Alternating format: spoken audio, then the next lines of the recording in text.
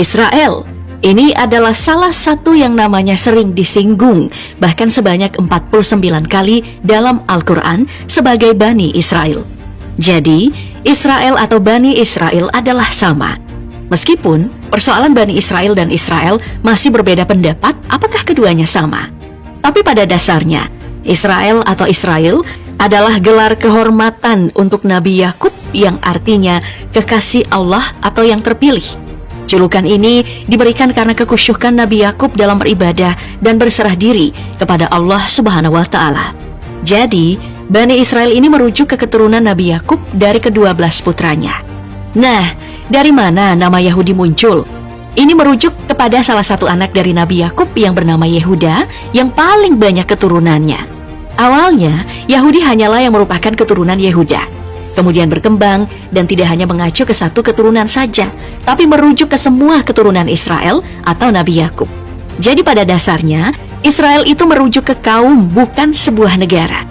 Namun kini, Israel yang sekarang adalah nama negara yang dibentuk oleh gerakan Zionisme internasional untuk menampung kaum Yahudi. Nah sekarang, bagaimana Al-Quran menjelaskan tentang Bani Israel ini? Sedikit meluruskan, dalam pemahaman Islam, keluarga keturunan Nabi Yakub yang pindah ke Mesir ini lalu disebut dengan Bani Israel. Mereka dihormati dan hidup sejahtera, dan seiring berjalannya waktu mereka menetap. Tapi setelah sekian generasi, Bani Israel yang awalnya dihormati kemudian jadi bangsa yang terhinakan di zaman Fir'aun. Dari sinilah Nabi Musa yang juga keturunan Nabi Yakub muncul untuk Bani Israel.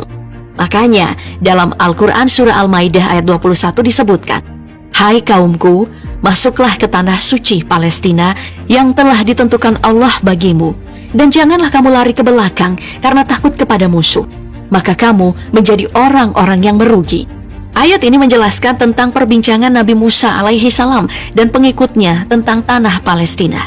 Nabi Musa alaihi salam meminta pengikutnya untuk menuju tanah Palestina, karena di tanah itu bisa mensucikan dari kemusyrikan dan banyak nabi yang diutus di tanah itu. Tanah yang telah ditentukan Allah bagi manusia yang beriman. Bahkan Allah Subhanahu wa Ta'ala menjanjikan tanah suci ini kepada Bani Israel dengan syarat mereka mau beriman kepada Allah Subhanahu wa Ta'ala dan mau memerangi orang kafir. Tapi pada ayat selanjutnya disebutkan, Bani Israel tidak serta-merta menuruti perintah Nabi Musa untuk memasuki tanah Palestina.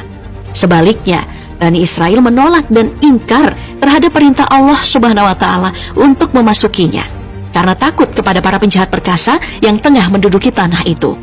Pada akhirnya, bertolaklah rombongan Bani Israel di bawah pimpinan Nabi Musa. Allah Subhanahu wa